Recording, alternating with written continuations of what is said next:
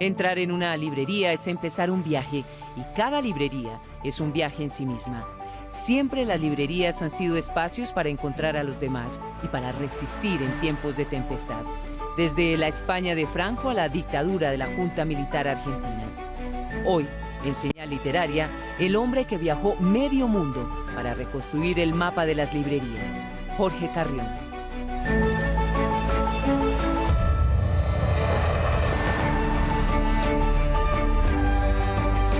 Bienvenidos una vez más a Señal Literaria. El día de hoy nos acompaña un autor que se ha encargado de recorrer las librerías del mundo para traérnoslas en un libro, esa belleza del libro, librerías, entre otros tantos temas, porque es autor de novela, ensayo, crónica. Les hablo de Jorge Carrión. ¿Cómo estás, Jorge? Bienvenido a Señal Literaria. Hola, ¿qué tal? ¿Cómo estás? Bien, Jorge. Bueno, para comenzar, Jorge, a mí me gustaría que nos contaras un poco sobre la génesis de este libro, Librerías. Este libro se publica en el 2013, ¿cierto? Uh-huh. Y es una exploración a fondo, una indagación prácticamente por las librerías de los 5 continentes, si se quiere. Pero cuéntanos tú un poco. Sí, tiene esa dimensión espacial. Ajá. Y tiene otra temporal, ¿no? Por un lado es una historia cultural de las librerías, desde la antigüedad hasta ahora, hasta el presente. Y en paralelo es un viaje por todo el mundo. Por eso empieza en Atenas. Yo estoy paseando por Atenas viendo librerías de esa ciudad y a la vez estoy contando el origen del libro, de la cultura del libro y de la edición en la antigua Grecia. Y ahí avanzo por todo el mundo con capítulos sobre Estados Unidos, América del Sur, Europa o Australia o Asia, hasta llegar al siglo XXI con el iPad, con el ebook o con Amazon.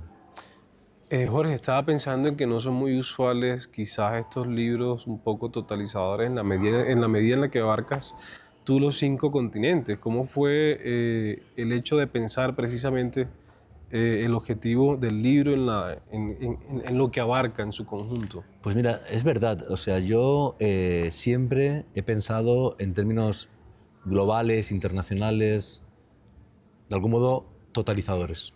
No sé si es porque desde muy joven empecé a viajar y mi primer proyecto literario fue un libro sobre Australia. Fui a estudiar la migración española a Australia porque mi tío abuelo fue allí y fundó una familia allí y los fui a conocer. Y de paso viajé por todo el continente, por toda la isla, investigando la historia de unos monjes españoles del siglo XIX que también fueron a Australia. Y quizá por eso mi visión siempre ha sido como del mundo y no de lo local. Cuando escribí Librerías en el 2013 ya había escrito una tetralogía que se llama Las Huellas, que son 4 novelas interconectadas y Las Huellas empieza en Nueva York, después sigue en un búnker de Pekín y habla de Ciudad del Cabo, habla de México, Cuba, Moscú. De modo que es una novela totalmente mapamundi. Y después de esa novela, efectivamente, Librerías siguió en esa dirección. Y de hecho es curioso porque fue aquí, en Colombia, donde nació el proyecto en sí, como libro. Yo estaba viajando por Colombia, estuve en Bogotá y en Venezuela, en Caracas y en Mérida. Y al volver de ese viaje, con muchas tarjetas de librerías, marcapáginas, apuntes, libros que había comprado en Caracas y en Bogotá, llegué a casa y hice un gesto que había hecho muchas veces sin darme cuenta, que era intentar meter todo ese material en una caja, pero esa vez algo cambió. Y es que en vez de meter todo en la caja que estaba en un armario, saqué la caja, la abrí, vi que había más cajas, abrí todas las cajas, vi que había un mapamundi de nuevo, con todo ese material, y decidí escribir el libro, ¿no? ¿Por qué? Porque antes de Colombia y Bogotá y Caracas y Mérida había estado aquel año en Sudáfrica, en Johannesburgo y en Ciudad del Cabo. Yo creo que eso fue el detonante. Me faltaba el África Negra. Una vez en mi colección de librerías del mundo también estaba el África Negra, creo, ya pude escribir este libro. Bueno, ahora que comentas Sudáfrica, creo que hay unas anécdotas bien interesantes alrededor de tu experiencia, tus viajes. En algún momento comentaste que en Sudáfrica viste en una librería nada más 3 libros que estaban custodiados de una manera especial, pero cuéntanos tú. Sí, la verdad es que fue muy autores. curioso porque en todos los lugares del mundo busco algún tipo de librería que me interesa en particular, que son las más independientes, de autor, históricas. Y eso me llevó en Ciudad del Cabo, primero a la tienda de discos de la película Looking for Sugar Man, y después a The Book Lunch, que es como la librería de madera, con alfombras, con 2 pisos, muy vinculada con la historia del apartheid, que me interesaba conocer, ¿no? Y llego, me paso una hora dando vueltas, mirando, tomando apuntes, y de pronto me doy cuenta que en los anaqueles hay unos huecos, ¿no? Y es el hueco Paulo Coelho, el hueco Coetzee o Coetzee, como dicen allí, y el hueco García Márquez. García Márquez. Y digo, qué raro que no vendan libros de 3 autores y que tendrán en común, ¿no? Coelho, que para mí no escribe exactamente literatura, con grandes escritores como García Márquez y Coetzee. Entonces me fijé que detrás del mostrador tenían esos libros y pregunté. Y me dijeron que eran los libros que robaban, habitualmente y que los tenían custodiados allí detrás del mostrador. Y bueno, ahora que mencionas a Coelho en ese sentido, yo recuerdo lo que comentó Roberto Bolaño alguna vez sobre él. Era muy crítico con Pablo Coelho. Cuéntanos un poco también, Jorge, ese recorrido que tú has hecho con algunos autores que ya no están. Por ejemplo, pienso en esa ruta Bolaño, el viaje que tú haces México-Buenos Aires, siguiendo esos pasos, también la ruta en Blanes, si se quiere. Pues mira, con Coelho tengo una relación ahora rara por la inteligencia artificial. Yo con el GPT-4 me he dado cuenta de que ya los algoritmos de lenguaje escriben mejor que muchos escritores actuales, ¿no? Sí. Y en particular todo el subgénero autoayuda claramente está mejor redactado por la IA que por los autores humanos, ¿no? Y eso me dio que pensar sobre cuál va a ser el lugar de la escritura humana en el nuevo ecosistema. En cambio, evidentemente, pues el GPT-4 no puede escribir como Roberto Bolaño. Cada capítulo de Librerías tiene una estructura distinta. Se puede leer como una crónica o como un cuento. Y hay un capítulo, en efecto, que es un viaje, después de un capítulo en que es un viaje de costa a costa de Estados Unidos, desde Nueva York hasta San Francisco y Los Ángeles, hay otro capítulo que es una especie de viaje de América Latina siguiendo la ruta Bolaño imposible, que sería México, donde, como sabes, vivió mucho tiempo y fue un poeta radical y maldito. Y sobre esa ciudad pues escribió páginas memorables de Los Detectives Salvajes. Sí. Y en esa novela aparecen muchas librerías. Y después bajo y hablo de Chile, hablo de Buenos Aires, siguiendo un poco a Bolaño, ¿no? Sí, de hecho, recuerdo en ese archivo de Roberto Bolaño una presentación que le hace Javier Cercas, muy curiosa, no sé si fue justamente en Blanes, pero quería preguntarte, porque tú comentas algo aquí en el libro, y es el hecho de que cuando uno vaya a una ciudad y visite a una librería, por primera vez eso enmarca como una relación sentimental tanto con la librería como con la ciudad. Y entonces tú prácticamente vuelves a esas librerías que visitaste por primera vez en un espacio. Cuéntanos sobre eso. Totalmente. Cuando presentó Librerías Ricardo Piglia en la librería Clásica y Moderna de Buenos Aires, Ricardo dijo que era un libro que te hacía pensar en tus librerías, de tu vida, tu vínculo emocional con tus librerías. Y eso me encantó porque efectivamente en el libro aparecen muchas librerías, pero todas tienen relación conmigo. Y eso no excluye ninguna librería porque la idea de librería está representada y porque cualquier lector va a sumar a mi libro su recuerdo, su biografía, sus viajes, ¿no? Todos tenemos una librería de infancia, de confianza, de cercanía que está latiendo en el libro, aunque no esté de modo explícito. En el caso, por ejemplo, de Bogotá, yo llevo aquí unos días y aunque me encanta Will Borada, me encanta Casa Tomada, tengo un vínculo especial con Prólogo, porque ahí presenté mi novela Los Turistas, ahora tengo otro vínculo con Ficciones, etcétera, pero a la que yo quería volver, y lo hice ayer, era a la Gabriel García Márquez. ¿Por qué? Porque fue la primera librería, en efecto, que conocí de Bogotá y por tanto, de algún modo, vuelvo siempre a la escena del crimen, vuelvo siempre al mito de origen Claro. y cada ciudad de mi vida tiene una librería o dos emblemática. Por ejemplo, en San Francisco, la primera vez fui a City Lights, la de Lawrence Ferlinghetti, ¿no? Que hablo mucho de ella en librerías. Sí. Y la segunda vez en San Francisco descubrí Green Apple Books, que es maravillosa. Pero si yo tuviera solo 2 horas en San Francisco, creo que iría a City Lights porque es la primera. Y eso me Claro. ocurre en muchas ciudades de todo el mundo. Me parece curioso, Jorge, que la única ciudad que se repite 2 veces en el libro es París. Y por eso te quiero preguntar, porque con tantas ciudades la única que hace presencia 2 veces es París. Y nos mencionas esta librería Shakespeare and Company, pero coméntanos tú por qué París aparece 2 veces. Mira, me pareció que en la estructura del libro, que como te decía empieza en Atenas y acaba con Amazon, Sí, era muy importante la estructura novelesca.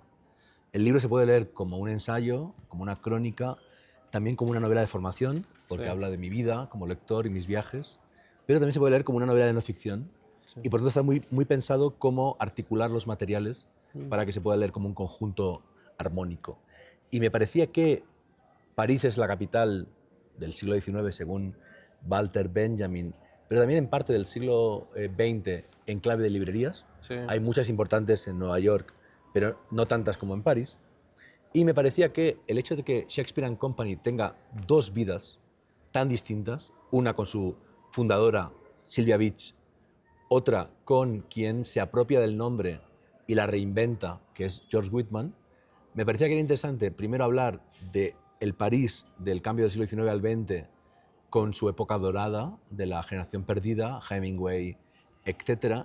Y después de Shakespeare and Company y también de algún modo de cómo no es bueno idealizar ni la literatura ni las librerías. Y el capítulo segundo de París se llama París sin mitos.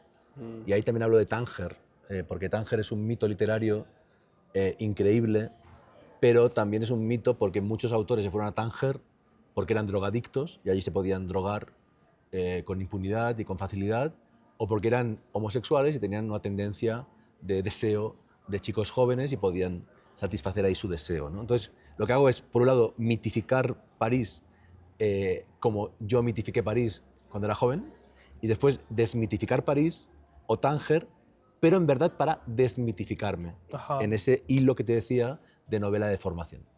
Bueno, conversemos también sobre las plataformas, porque queda claro con la lectura del libro que tú concibes las librerías como un refugio, ¿no? Como un espacio donde es posible la soledad, la intimidad y una conversación permanente con los libros. Es como si los libros en realidad pertenecieran a las librerías y las bibliotecas, pero no pertenecieran necesariamente a plataformas como Amazon, tal vez.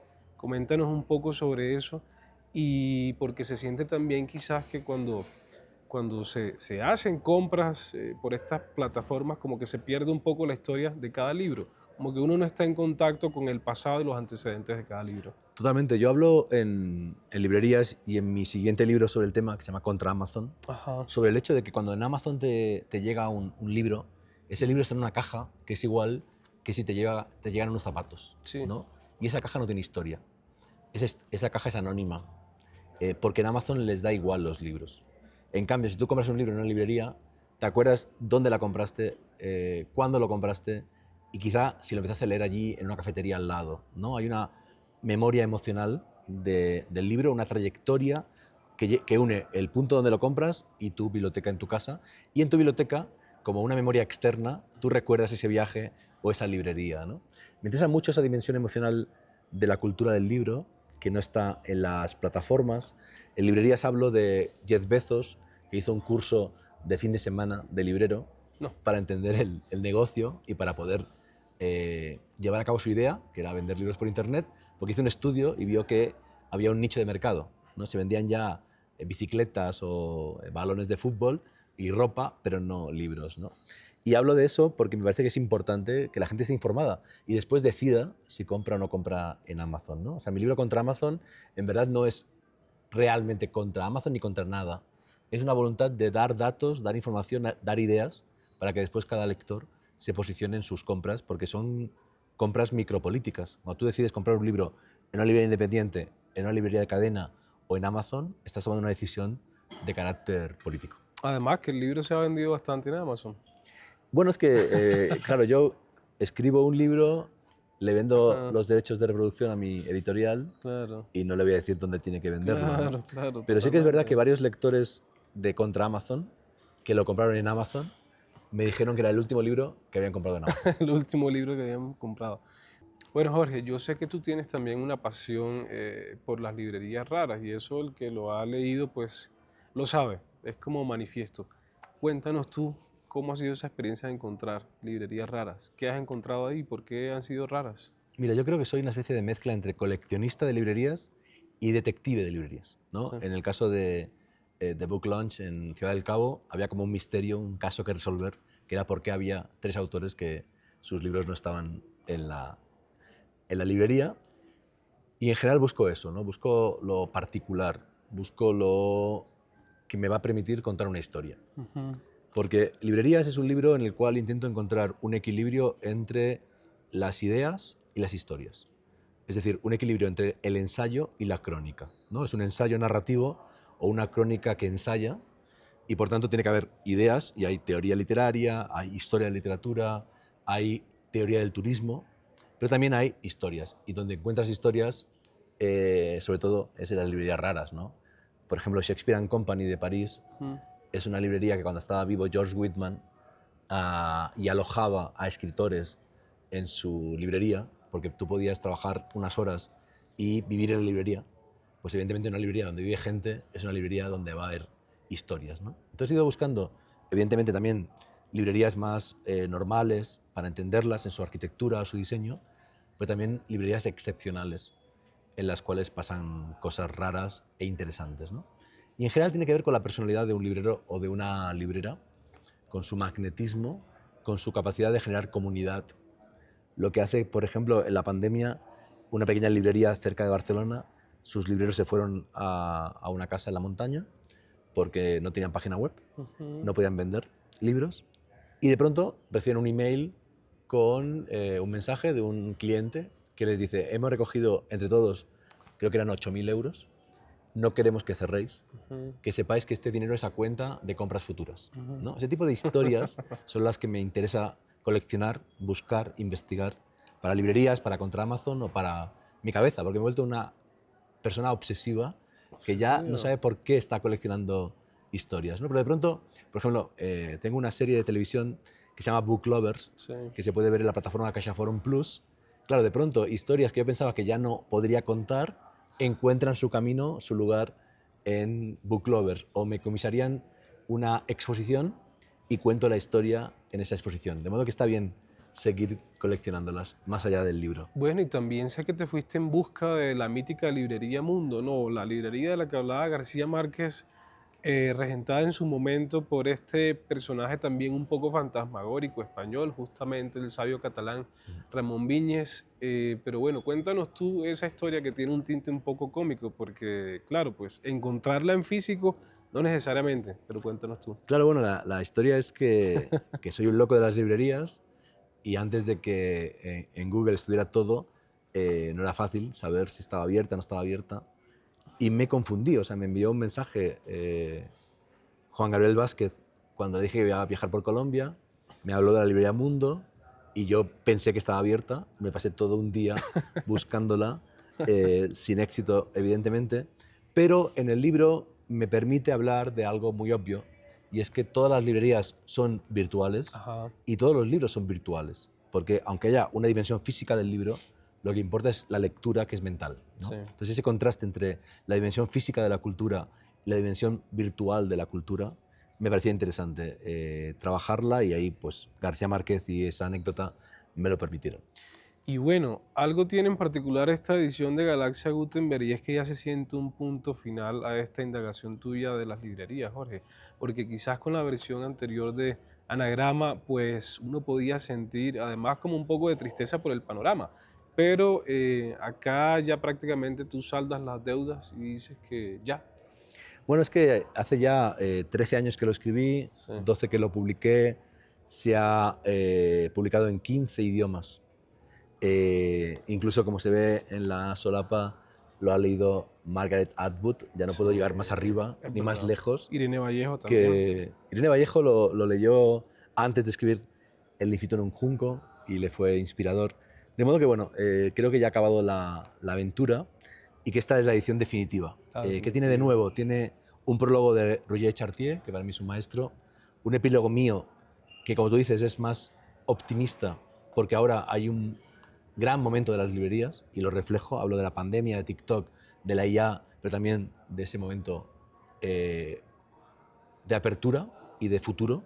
Acabo de estar en Cali, se han abierto librerías en Cali, en Bogotá hay nuevas librerías, en todas partes hay nuevas librerías.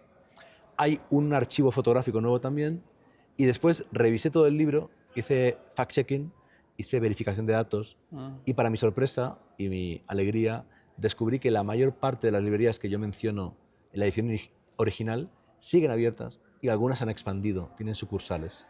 De modo que el libro está actualizado, está también de algún modo concluido como proyecto, pero se expande, ¿no? Se expande en contra Amazon, crónicas y ensayos sobre librerías y bibliotecas, en Book Lovers, nuevos materiales, en exposiciones, en mis columnas. Lo que creo es una especie como de galería multimedia o de constelación multimedia a partir de un centro que es el libro como objeto físico y sus espacios emblemáticos, las librerías. Cuéntanos un poco por qué la importancia de algunos autores en este libro como Borges, Stefan Zweig.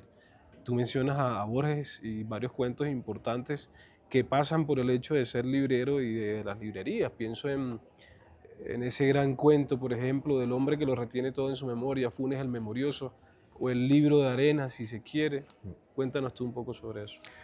Pues sí, de algún modo el libro es un ensayo literario, no es un ensayo académico. Sí. Y para hacer un statement, para hacer un manifiesto, hay un prólogo en el que hablo de Stefan Zweig, con su gran cuento Mendel, el de los libros, de un librero sin librería. Borges, con cuentos como La Biblioteca de Babel o como Funes el Memorioso o El libro de arena. Y Danilo Kiss, otro autor que me fascina y que era muy borgiano. A partir de ese prólogo sobre cómo la literatura de ficción o de ciencia ficción ha hablado de los libros, las librerías y las bibliotecas, avanzo en el libro entremezclando la crónica de viaje, la historia del libro y la literatura. Y en efecto, al final hablo de Kindle, hablo de cómo el libro en papel y la idea del libro no ha sido superada ni conceptualmente ni tecnológicamente. O sea, un libro es una tecnología, igual que el lenguaje es tecnología. Sí. Y es bastante increíble cómo se obstinan en imitar el libro, en imitar la página, como si fuera el único marco de lectura válido, ¿no? Cuando TikTok o Instagram o WhatsApp o las narrativas digitales han demostrado que hay otros marcos. Yo creo que el sorpaso va a ocurrir cuando inventen otra idea de libro, que no sea esta idea de libro. Por ejemplo, el neuroimplante, ¿no? Sí, en membrana la gente tiene neuroimplantes, hablo de los híbridos, que son personas como Cyborg que viven en la sangre Internet. Cuando ya haya otra forma de leer, realmente otra forma, veremos qué pasa. De momento, esta forma en papel o en digital es la hegemónica. Hay algo muy bonito que te estabas diciendo hace poco en tu presentación aquí en la Filbo, en el marco de la Filbo, que tiene que ver con que en tu familia necesariamente no eran muy libreros, ¿cierto? Sí, mis padres no acabaron la secundaria, en mi casa no había libros. Ajá. Y de algún modo la historia secreta de librerías sería por qué yo decidí inconscientemente enamorarme de las librerías, coleccionar librerías, comprar tantos libros, acumular tantos libros y ser lector y escritor. Yo me siento escritor desde los 6-7 años. Toda la vida he sentido que era escritor y lector. Y en el epílogo nuevo, además de hablar de otras librerías que no están en el libro, otras historias, lo que te he dicho antes de la pandemia, etc., pienso si en el fondo del abismo de mi inconsciente, mi obsesión por las librerías no era una obsesión por no ser pobre. Ajá. Porque mis abuelos eran pobres, mis bisabuelos eran pobres. Yo vengo de una familia de migrantes y de campesinos. Y bueno, pues quizás sí, ¿no? No lo sé. pero también es verdad que al tiempo que estaba obsesionado con las librerías, he estado obsesionado con la fantasía, con la ciencia ficción. Yo vengo de leer muchos cómics, de jugar a juegos de rol. De modo que yo creo que todo es coherente y que he conseguido que mis novelas, la ciencia ficción, me permitan entender el mundo en que vivimos y cómo leerlo. Y en mis crónicas y ensayos, las librerías o las bibliotecas también. Y al final siempre estoy pensando en plataformas de conocimiento, Sí. sean digitales o sean físicas. Parte de lo más bonito de eso que estás diciendo, Jorge, tiene que ver en que una persona que precisamente comenta eso de los abuelos, de la pobreza que pudo haber en algún momento, se fije justamente en el mundo de las librerías, de los textos, de ser autor y construye toda una vida, construye un destino, un futuro, si se quiere. Sí, yo creo que eso es lo profundo, ¿no? Eso es muy bonito. Y evidentemente no es individual, es un destino colectivo, es el destino de la democracia española, es el destino de todos los que tuvimos la suerte de no nacer en el franquismo, Ajá. de podernos beneficiar de la educación pública, de poder ir a la universidad gratis. Yo soy el primero de mi familia que fue a la universidad, soy el único doctor, pero después de mí, todos mis primos, todos han ido a la universidad.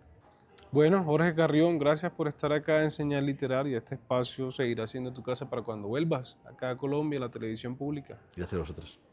Para cerrar, te invito, Jorge, a leer un fragmento del libro, el que quieras. Con eso le damos un broche de oro al programa. Fantástico. Pues puedo leer el comienzo. Dale. Siempre el viaje. Cada librería condensa el mundo. No es una ruta aérea, sino un pasillo entre anaqueles, lo que une tu país y sus idiomas con regiones extensas en que se hablan otras lenguas. No es una frontera internacional, sino un paso, un simple paso, lo que debe atravesarse para cambiar de topografía y por tanto de toponimia y por tanto de tiempo.